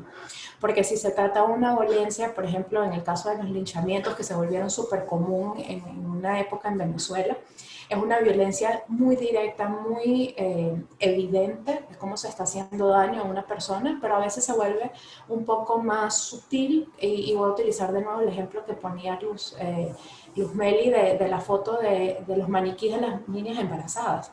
Eso es un tipo de violencia que a lo mejor si no estamos como muy pendientes, lo pasamos por alto y no lo vemos, pero habla de una violencia estructural de un sistema en el que las niñas creen que solo teniendo un hijo son, y son niñas que están en periodo de educación, que están en periodo de formación y que nos habla de diferentes niveles de cómo nuestras sociedades están estructuradas en torno a un conflicto. Entonces, si nosotros podemos reconocer primero qué tipo de violencia estamos tratando, podemos ver quiénes son todos los involucrados. Y en todos los involucrados, y esto creo que es algo que se ha ido cayendo en todas las democracias o todos los sistemas políticos del mundo, es esta dicotomía de buenos o malos, opositores o chavistas o uribistas o de Duque. O sea, empezamos a hablar como de blanco y negro cuando la paz no tiene ese matiz blanco y negro. La paz tiene diferentes matices y mucho de lo que se trata este periodismo de paz, o lo que yo creo que deberíamos aspirar, es que se presenten posiciones de todos los involucrados, que no sea el chavismo contra la oposición, porque dentro del chavismo sabemos que hay matices, dentro de la oposición sabemos que hay matices. Esta categoría que nosotros a veces llamamos ninis, y la idea es cómo reportar desde todas esas perspectivas, porque al final todos formamos parte de esa sociedad, todos tenemos que ser incluidos para reconstruir el país que queremos, para mejorar la situación en la que estamos. y desde la misma gente muchas veces ya están las soluciones ahí. La gente muchas veces sabe cuál es la solución a su conflicto, sabe cuál es el problema inmediato que tiene que resolver, y cuando le damos cabida a esas diferentes voces podemos tener como una idea un poco mejor de la comunicación, de la paz, de cómo lo podemos hacer. Y yo sé que aquí muchas veces me van a decir, bueno, pero es que eso es una utopía, eso es muy difícil, no todo el mundo quiere hablar, no todo el mundo quiere hacer esto. Y sí, es cierto, o sea, es una utopía, es difícil, pero ustedes como periodistas saben cómo llegarle a la gente, saben cómo hablar con la gente, saben cómo extraer eso que a ustedes les va a servir para reportar ese tipo de soluciones pacíficas desde diferentes perspectivas. Y aquí las herramientas que utilizan ustedes en el día a día son la clave. A veces la gente te dice, como decía, creo que Luzmeli también, en el caso de los migrantes, como mira, yo no puedo hablar con los periodistas, esto tiene que ir como off the record, y igual tienen la noticia, igual lograron sacar adelante una noticia diferente que se proyectó, y yo creo que esa es la forma de empezar a construir esta comunicación que nos permita hablar de paz desde la perspectiva de la gente que la vive. ¿Cómo lo enseñamos? Porque también viene el problema del cómo, desde qué momento lo empezamos a hacer. Creo que muchas veces lo podemos hacer, como les decía, desde las universidades, pero con toda esta situación comunicacional de redes sociales, de Facebook, muchas ONGs han estado asumiendo este rol de liderazgo, y aquí de verdad me parece muy bueno lo que está haciendo ACE, lo que hizo César Batij en el Pitazo, de empezar a entrenar a la gente que está produciendo la información en lugares donde no hay información. En Venezuela hay un bloqueo completo, hay 17 estados en un espacio público que no tienen ningún tipo de periódico, hay comunidades enteras que están en un blackout de información, que no tienen internet, que no tienen radio, que no tienen televisión.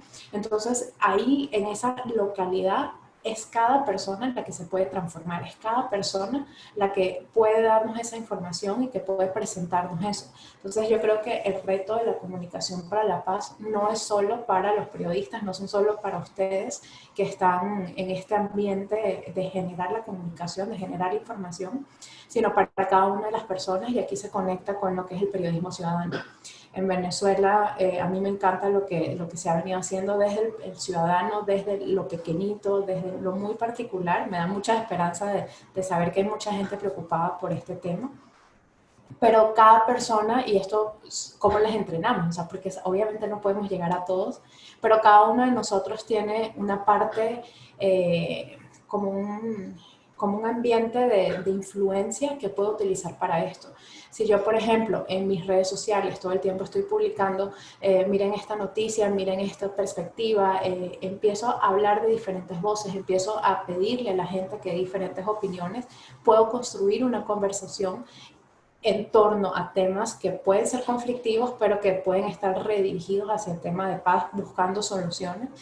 Y poquito a poco se enseña, y yo creo que la enseñanza es algo a largo plazo. Muchas veces queremos el resultado ya, la inmediatez de la comunicación, y eso nos traba en estos procesos de conversar de paz, pero creo que es posible hacerlo desde una manera consciente, y partiendo desde el punto de qué es la paz para cada uno de nosotros y qué es lo que quiero hacer y cómo puedo utilizar mi espacio de influencia para hablar de esta paz que quiero construir. Y ya con esto cierro, y bueno, quedamos pendientes de las preguntas. Muchísimas gracias, María Teresa. Y sí, hay varios comentarios, preguntas aquí en el chat que voy a leer, pero antes de hacerlo, sí me gustaría darle la palabra nuevamente a Luzmeli Reyes y a César Batij, pues ante este reto que se planteó, que les planteó Omar Rincón, que me parece interesantísimo que sea parte del debate, ¿no? Entonces, nada, dejo a Luzmeli primero y luego César. Adelante, Luz. Después yo le puedo hacer una pregunta a María Teresa. Claro, con todo gusto, adelante. Mira, buenísimo. Omar es así, pues Omar es así como Omar Enrique. Y yo creo que es importante tener esas miradas también, pero fíjate que, no sé, tanto César como yo mostramos unas cosas pero es que en Venezuela se están haciendo muchísimas otras cosas. Y yo creo que eso es importante, incluso desde la distribución de información. Y tiene que ver, yo siempre digo que, mira, que uno construye algo y la gente decide qué uso darle. Eso siempre les recuerdo a la gente, esa estructura que hicieron ahí en el Foro Libertador, en el centro de Caracas, cerca del Panteón Nacional, una cosa de mármol, no sé qué. Y digamos que la gente, como eso es tan peligroso por ahí, esa zona, pues esa estructura la agarraron los muchachos para hacer patineta, para lanzarse en patineta. Entonces, sabes, la gente siempre hace ese tipo de cosas. Pero sí creo que aparte de escuchar, a mí ya, sinceramente, me tienen fastidiada, me encantó esa frase de los memes, ¿no? Pero ya me tiene fastidiada la descalificación digamos, de los políticos, en el sentido de que, bueno, sí, yo los critico, critico, incluso aquí en Venezuela me detestan de todos los lados porque siempre los estoy criticando, pero bueno, están ahí como intermediadores, ¿no? Entonces yo creo que mientras más masa crítica haya, más que burlarse, ojalá que se desarrollen capacidades para escoger mejores dirigentes o que algunos representantes, ¿no? Creo que sí que estamos metidos en un tema fuerte, porque yo cuando hablaba antes del modelo venezolano fuera, la gente decía siempre, que estas son una gente de derecha, anti tal cosa, no sé qué más, todo el tiempo con un cuento, que yo le digo, pero es que ustedes no han ido a Venezuela, o que por el hecho de que yo soy negra y de Petare y soy de un barrio, entonces tenía que validar un proyecto en el cual yo sentía que lo que era más importante para mí, que es la libertad, no se estaba reflejando allí. Entonces, nosotros, ese proyecto o esa forma, inclusive en la comunicación autoritaria, que ellos dicen que no es así, pero ese modelo es muy fácil de ser replicado y ya vemos que ha sido replicado en otros países. Tampoco es que lo inventamos, o sea, tampoco es que en Venezuela se inventó eso. Eso ya venía, ya lo habíamos visto bastante en Latinoamérica, y terminó, bueno, terminó cuajando por distintas razones. Creo que estamos fregados ciertamente, pero no solamente los periodistas, pues porque yo mañana, alguien preguntaba por ahí, ustedes no han pensado en dejar de hacer periodismo. Yo mañana decido no hacer periodismo y ya, pues que no se va a caer el mundo, o sea, el mundo va a seguir. Sin embargo, lo que yo sí creo es que nosotros nos manejamos en varios, en unos ambientes en donde quienes manejan estos hilos, pues sí son sectores muy poderosos. Y si antes bien eran todas esas alianzas que se hacían en términos económicos, del poder económico y del poder político, para controlar incluso las formas de intermediación de esos propios medios, pues ahora hay otro factor que tiene que ver con las empresas tecnológicas, al punto tal que ni siquiera los que hacemos, emergemos, podemos ser dueños de los canales mediante los cuales emergemos. Es decir, o sea, ni somos dueños de WhatsApp, ni somos dueños de Twitter, o sea, el día que Twitter le da la gana y te denuncian, te sacaron de allí. Entonces esa situación yo creo que no es sencilla y eso sí obliga a que estemos conscientes en ese espacio y que líquido, tomando en cuenta aquello del mundo líquido en el que nos desenvolvemos, porque nos plantea otros retos, como nos va a plantear otros retos que todavía no lo terminamos de ver, el hecho de que seguramente después de la pandemia el modelo de oficina cambie y el modelo de redacción cambie. Yo creo que por ahí hay unas discusiones que hay que seguir dándolas. Hago la advertencia de algo que dijo Omar, porque Omar dice, tal vez se comunique mejor con los correos o con otras formas, ¿no? Hay gente que también ha intentado hacer otro tipo de formas de comunicar. En Venezuela eran muy famosas las gaitas, antes de que discutiéramos todo este tema tecnológico. Pues la gaita venezolana siempre fue la canción de protesta por excelencia y era algo que le llegaba a todo el mundo. Tampoco se puede escuchar mucho porque evidentemente no la dejan transmitir en la radio. Pero sí hay algo que creo que amerita mucho más conversación, que es el hecho de partir del prejuicio, y lo decía, que hay que tener cuidado de cómo se comunican o cómo le llegan las cosas a los sectores populares. Y ahí lo voy a decir por experiencia propia. O sea, yo soy de un sector popular. Claro, ya ha pasado mucho tiempo y tal vez algunos dicen, bueno, esta se aburguesó. No, no, yo no me he aburguesado, porque mantengo muchas cosas allí. Y entonces tener el prejuicio de que porque eres negra, mujer, vienes de un sector popular, yo me identifico en Twitter con la bemba colorada, pues entonces respondes a ciertos estereotipos también. Y yo sí creo que allí entonces hay una mirada, y perdóname Omar, que soy muy directa, una mirada blanca. Es decir, la mirada con el que te ve el otro, que cree que tú actúas por cómo te ve el otro. Y eso ha sido para mí un tema de conversación en Venezuela que a veces no se ha terminado de discutir, porque esa mirada, digamos, blanca, es la mirada también que hay que la puedo tener ahí, del caraqueño que cree que el país es Caracas y no se da cuenta que el país no es Caracas. Entonces, cuando uno empieza a conversar con las personas mira, del interior del país, de otras regiones, pues entonces empiezas a descubrir unas cosas maravillosas y te das cuenta que tienes el prejuicio de que aunque vengas del barrio, de Petare, de no sé qué más, tienes un prejuicio porque eres caraqueño. Entonces, creo que estar consciente de todo eso, pues nos ayuda a generar la discusión, la conversación, y sobre todo creo que para encontrar una narrativa y para encontrar formas de transmitir algunas cosas, es muy necesario que se termine de dar la discusión de la diversidad dentro de las organizaciones. Es decir, no solamente nos interesa la mirada transversal o la mirada interseccional de mujeres feministas, personas por origen étnico. También creo que es importante ver de dónde viene uno en términos geográficos, porque el territorio, que tú lo has hablado, que es un tema que se está tocando mucho, pues el territorio también marca una mirada y una forma de interpretar las cosas. No digo mucho más porque me tengo que ir, pero yo quiero seguir la discusión, que me parece maravilloso que esté aquí. Tienes que esperar la respuesta. ¿Ah? No, pero sí que tengo tenemos que seguir conversando. Ahí te Va a voy a tener, dejar el maracucho, que ese el maracucho para que te explique. esto va a tener una continuación, este foro, Luis. Oíste, creo que este foro exige una continuación. Dejo a César en la palabra. Adelante, César. No, bueno, porque sí puedo estar de acuerdo Seguro. con Omar en algunos puntos en cuanto al alcance y el impacto de los medios digitales.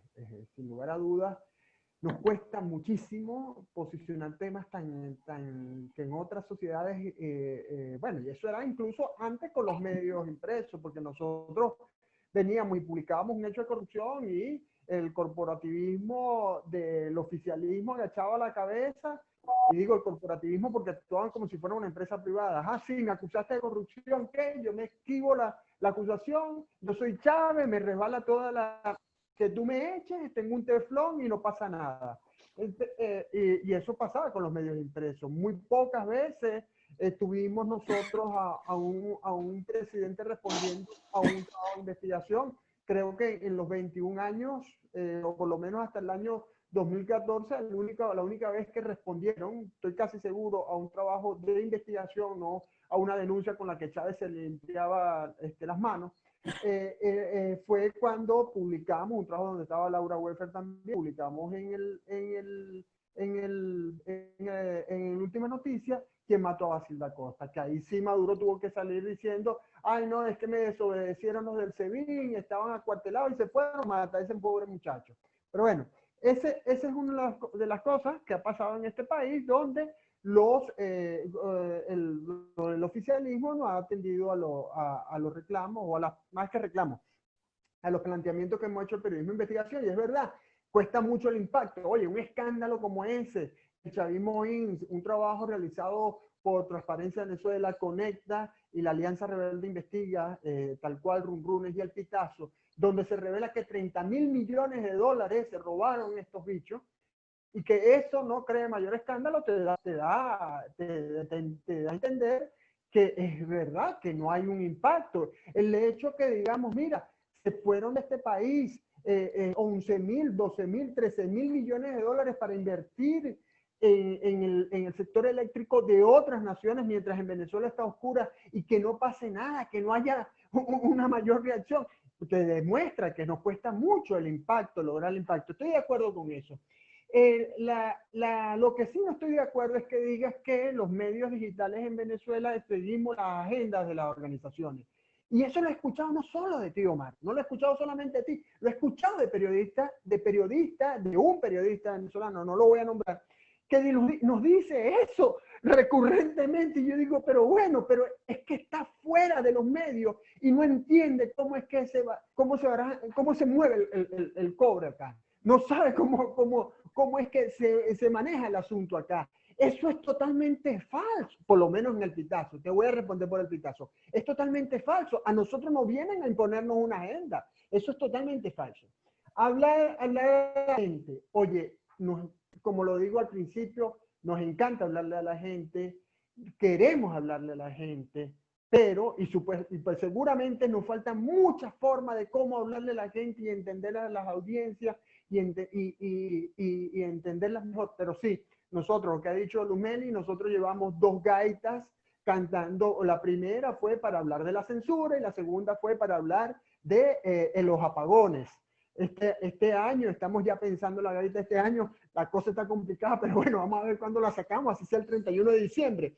Hemos hecho obras de teatro a partir de un trabajo como el que hicimos, que nos ganamos el premio Gabo el año pasado. Ya ayer se cumplió un año de ese premio, que es el trabajo Mujer en las Vitrinas, con Muñeca en Fuga, que es una obra de teatro, un monólogo, que lo hicimos tratando de hablar para la gente. Hemos hecho papelógrafo, volante, perifoneo. Así que, oye, esto es un laboratorio realmente, Omar. Esto es un laboratorio donde nosotros estamos buscando hablarle a la gente, sin lugar a dudas. Nos falta todavía, sí, nos falta. Pero sobre todo se nos complica más el impacto y hablar a la gente cuando tenemos un bloqueo desde el 18 de septiembre del año 2017. Nos han bloqueado el pitazo.com, el pitazo.info, el pitazo.ml y el pitazo.net. Eso que incide que la gente no puede entrar. Entonces tenemos que usar el WhatsApp, usamos el SMS, usamos cualquier vía, porque como a mí me gusta repetirlo, cuando nosotros salimos, llegábamos a la gente a través de la puerta de la casa. Nos bloquearon la primera vez, nos metimos por la ventana, nos bloquearon la ventana, agarramos un cincel, un martillo e hicimos nuestra propia ventana para tratar de entrar. No podemos entrar de la misma forma. E incluso te puedo decir, y le puedo decir a la audiencia, que nosotros hoy día no hemos alcanzado la cantidad de usuarios diarios que teníamos el 17 de septiembre del año 2017. ¿Por qué? Por el bloqueo, lo cual afecta nuestra libertad del trabajo, nuestras libertades económicas y nuestra libertad de expresión, de opinión, y nuestra libertad y la libertad de información del usuario, por supuesto. Bueno, yo creo que esos eran los 3 puntos que tenía que comentarte, Omar, dándole respuesta a lo que habías dicho, y que bueno, y que creo justo tener que responder al guante que me lanzaste en el terreno del duelo. No, me parece perfecto, y además esto es lo que, pues estos encuentros son un poco para eso, y como dije al comienzo, pues yo también estoy desde la ignorancia un poco hablando en ciertas cosas. Mi comentario tenía que ver básicamente con un elemento, y es que nosotros en América Latina, cuando tú dijiste, César, que tocaba, que tú le hacías a la gente la visión, de que tocaba comprobar las fuentes, todo tipo de cosas que me parece súper bien, pero yo estoy como en una pregunta, que es si nosotros no compramos mucho el modelo gringo de periodismo de la denuncia, y denunciamos y denunciamos, y eso al final crea un espíritu de que se denuncia tanto y nunca pasa nada. Otra denuncia de corrupción, otra más, pero si no tendríamos que pasar más allá y demostrar cómo está la máquina de la corrupción, ya no denunciar la corrupción, sino ir un poquito más allá y buscar alguna cosa. O sea, como que con el periodismo narrativo, compramos la crónica del nuevo periodismo, se nos olvidó que América Latina había hecho un periodismo, era como esas búsquedas, pero tú, César, me respondiste súper bien con lo de las gaitas y con todo ese tipo de cosas. Luz Meli dijo de lo popular, y lo digo también sinceramente, como que el problema, lo que a mí me parece es que hay que salir de esta tendencia de que lo digital es un problema cuando las formas, las estéticas están mucho más atadas al territorio y que encontrando en el territorio las estéticas uno de pronto logra encontrar las soluciones a las cosas que uno quiere. O sea, como que es la búsqueda del territorio y sus estéticas. Si uno trabaja para los llanos orientales de Colombia, que son muy parecidos a Venezuela, es distinto la estética y narrativa que estoy en el Caribe a que si estoy en los Andes. Es como la pregunta que me asalta, pero bienvenida a la crítica de Luis Meli y de César, porque tienen toda la razón en lo que ellos han dicho y han hecho. Lo de las agendas de las ONGs, lo que digo es que muchas veces no es que se las impongan, pero si yo quiero como medio independiente conseguir un recurso en la Universidad de La Paz, la Universidad de La Paz dice, yo quiero que hagan periodismo sobre la paz, en el tema migrantes y en el tema jóvenes. Me toca desde ahí entrar porque quiero conseguir el financiamiento, lo cual es natural, pero lo que digo es que muchas veces la gente que financia no son periodistas y no entienden las necesidades periodísticas. Era como, no una crítica tanto a los medios como a las ONGs que financiamos periodismo, que disponemos de agendas para esto. Y quería hacer una pregunta a María Teresa, y era lo de la paz, porque entiendo el concepto de paz en relación a violencias, o sea, es verdad, pero tu discurso me sonó muy nueva era, que tenemos que cambiar, que buscar la otra cosa. Y el problema de las violencias es un problema estructural, por ejemplo, el del feminismo. La mayor violencia mundial es contra las mujeres. Uno. Y esto porque el discurso de las mujeres ha problematizado el poder masculino y patriarcal y el mandato de masculinidad y muchas cosas en el mundo mundial, en el mundo musulmán, en el mundo gringo, en el mundo europeo, en el mundo nuestro. Pero sin embargo, si yo voy a hacer la paz en cada territorio, esa violencia que es mundial tiene aplicaciones distintas en el Medio Oriente, en Estados Unidos, en Europa, acá. Entonces yo creo que no es un problema de yo querer ser bacano, ni de yo querer actuar por la paz, ni ser buena onda. Que hay unas cosas estructurales que son las que no permiten que estas violencias, yo te entendí que definir la paz en respecto a las violencias, y cada violencia tiene una cosa mucho más estructural. No sé si te escuché mal, pero me sonó muy nueva era. No, bienvenido al comentario, de eso se trata. Y yo sé que cada vez que uno habla de la paz, suena ya como una utopía, los hippies. En mi familia yo soy la hippie que vive en Costa Rica, porque todos están en Venezuela y yo estoy aquí hablando de la paz. Pero sí, o sea, mucho del tema de la paz yo creo que es entender de qué tipo de violencia estamos hablando, porque cada quien entiende la paz desde una perspectiva diferente. Y eso es algo que como tú mencionabas, en el caso, por ejemplo, de una estructura que va contra las mujeres, que tenemos todo un sistema legal, ya se trata de una estructura que funciona de determinada forma y cada quien tiene que identificar cuando estamos comunicando de qué tipo de violencia nos estamos refiriendo, porque no es lo mismo decir, hay 10 feminicidios en Venezuela en esta semana, y solo reportar el feminicidio como una violencia directa contra la mujer, a decir, estas mujeres hicieron tantas denuncias, la policía no los atendió, la ley no las protegió, porque ya entonces habla de una violencia estructural que llama a un cambio en la sociedad a un nivel un poco más alto.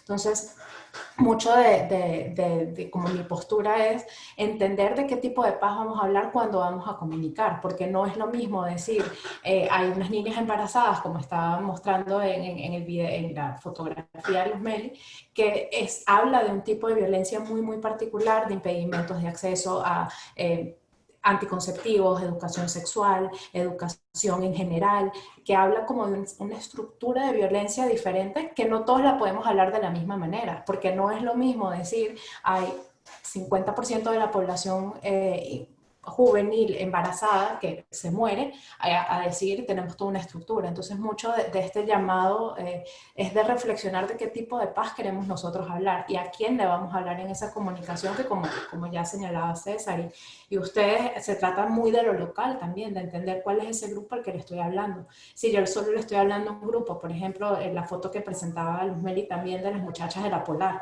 donde la belleza en este sentido, blanca, alta, flaca, pero rubio, ojos claros, que me habla de un ideal de belleza que está desconectado de mucho de lo que somos las venezolanas, ya me está creando una violencia estructural porque me está definiendo un parámetro de belleza que es inalcanzable para muchas mujeres y que dentro de ese parámetro excluye, crea estereotipos, crea diferencias de acceso. Entonces, mucho de la idea es decir, bueno, o sea, ¿de qué paz quiero hablar? ¿Qué es lo que quiero comunicar?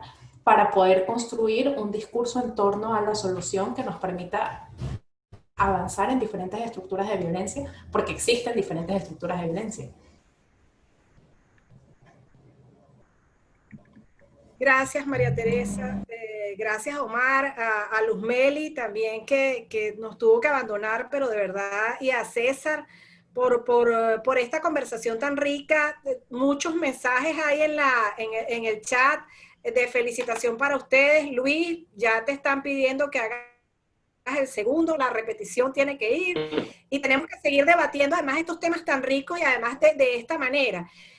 Yo lo que creo también es que hoy ha quedado como en evidencia pues que comunicar para la paz pues no es un tema bobo, no es un tema soso, es un tema que nos tiene que animar y nos tiene que invitar a debatir, que habla de justicia, que habla de verdad, que habla también de la violencia que está allí, ¿no? Y solamente voy a leer un mensaje de los múltiples mensajes que hay en el chat a ver, lo tengo aquí, de Andrea Osorio. Andrea dice, no soy periodista, solo soy una adolescente de 16 años, pero creo que la mejor forma de comunicar a las personas es hablar con la verdad, informar a la gente, que ellos sepan lo que en realidad está pasando y darles un punto de vista para que ellos puedan opinar. O sea, yo creo que la misión se cumplió. Si Andrea nos está diciendo eso, yo creo que el mensaje está llegando. Creo que hay que seguir conversando y debatiendo sobre estos temas. Creo que hay que meter el dedito allí y hay que seguir hurgando y hay que seguir trabajando, y no creo que el momento y el país nos deje, esté para que nos quedemos tranquilos, no, al contrario. El reto sigue pendiente, hay que seguir inventando, hay que seguir creando nuevas maneras de comunicarse. Entonces, creo que con esto lamentablemente ya estamos cerrando nuestra sesión del día de hoy. Déjame ver qué me toca, a ver, un segundo. Creo que nos toca, Luis, ¿me ayudas acá con quién nos toca cerrar, por favor? Y la profesora Tatiana Aguilera, que es la decana de comunicación de la Universidad Monte Ávila, y Jordi Casanova, representante de la Unión Europea. Para cerrar, por favor, profesora Tatiana, pues tiene los micrófonos abiertos para hacer el cierre de esta actividad. Y Jordi Casanova. La profesora Tatiana está aquí. A ver. Exacto. Aquí está Jordi. ¿Cómo estás, Jordi? ¿Cómo te va?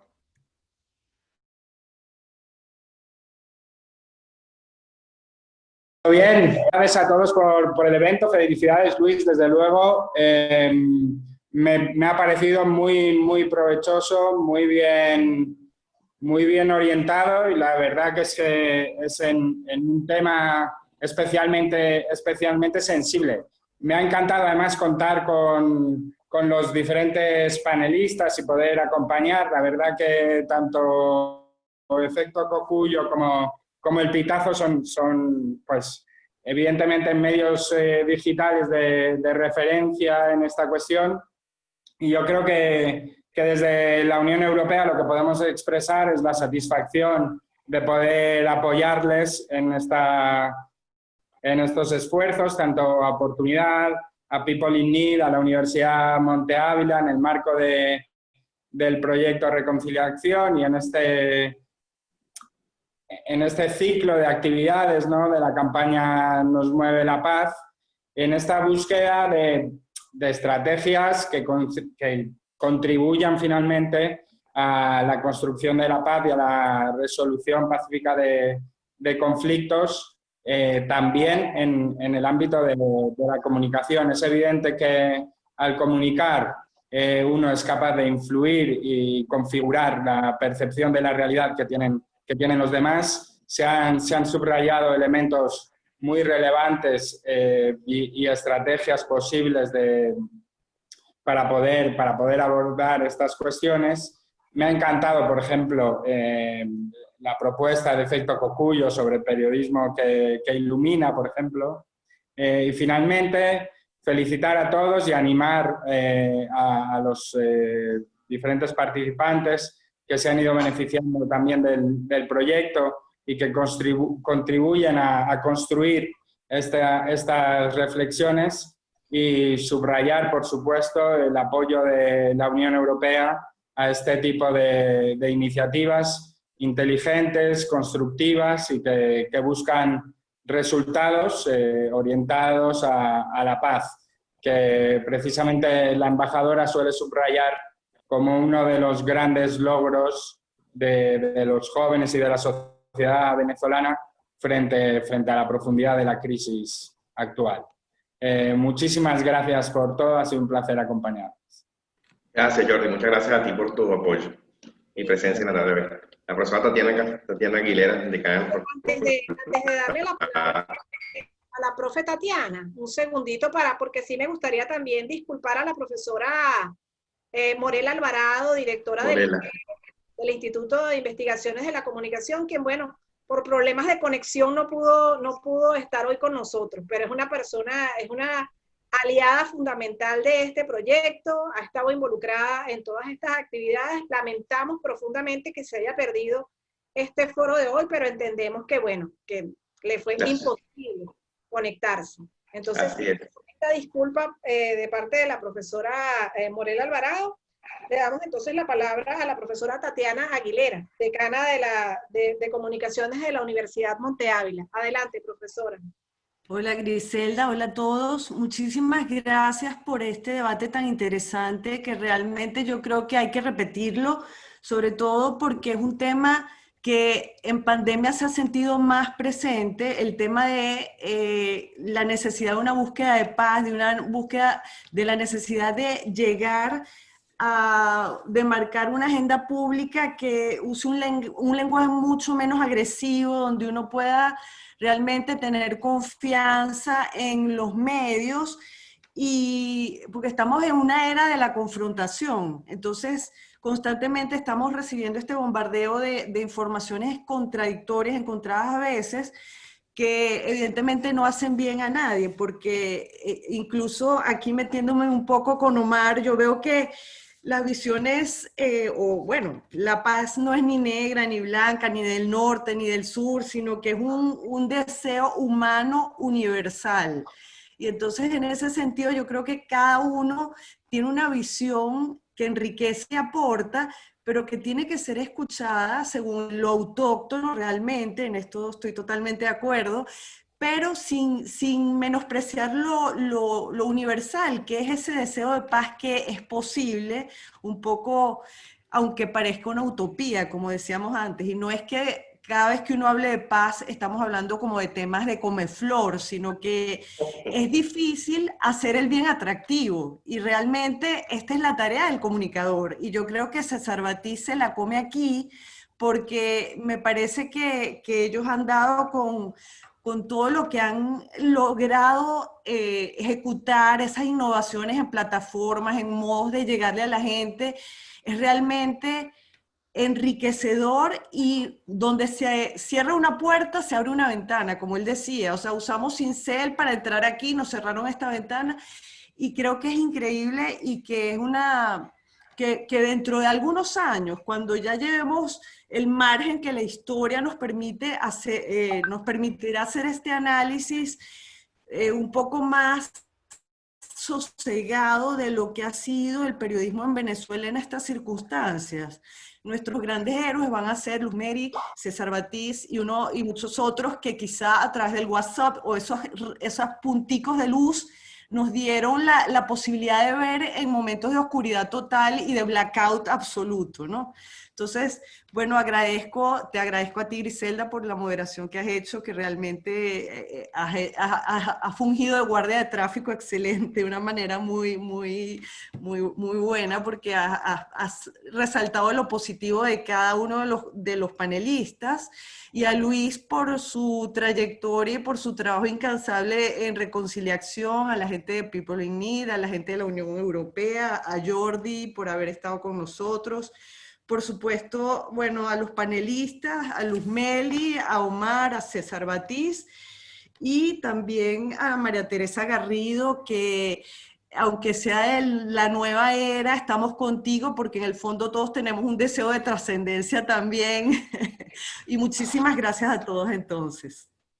Bueno, la verdad que agradezco todo este espacio por la Griselda, gracias por moderar. Omar, gracias por tu tiempo, María Teresa, César, Meli y Jordi. Ha sido una oportunidad para hablar de paz de un país polarizado en crisis humanitaria, y creo que es un compromiso de todos, de respeto a la reconciliación y de esta iniciativa que llevamos adelante del Observatorio por Comunicación y Democracia, el INCO, que nos hemos comprometido en generar ese espacio de formación de la universidad en temas de comunicar para la paz. Es un compromiso y es un tema igual sobre la mesa en Venezuela, y es una discusión que genera objetividad desde estos espacios de los comunicadores, los infociudadanos. Efectivamente, es estar y producir comunicación que favorezca el encuentro en Venezuela. Gracias, César, gracias, Griselda, gracias, María Teresa, gracias, Omar, Jordi, profesora Tatiana, y excusa a Rosana Morela, habrá que ser una aliada. Muchas gracias por su tiempo. Feliz tarde. Griselda, Muchas gracias. Chao, chao. Gracias. Gracias. Hasta luego. Seguimos. Muchas gracias. Si lo repiten, cuenten con nosotros. Gracias. Gracias, profe. Buenas tardes. Gracias, Jordi. Muchas gracias, Jordi. Hasta luego. Muchas gracias. Hasta luego. Chao. Gracias, profe. Buenas tardes. Buenas tardes, nos vemos.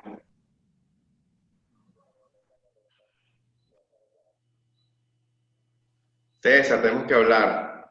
Te voy a estar llamando para conversar. Estoy leyendo los comentarios, Te llamo para conversar algo, ¿viste? Ok, dale, pues. Omar, vale. Gracias. Oíste, Omar es tremendito y yo le... Sí, tremendo, ¿no? Dale, hablamos. Okay, hablamos, seguro.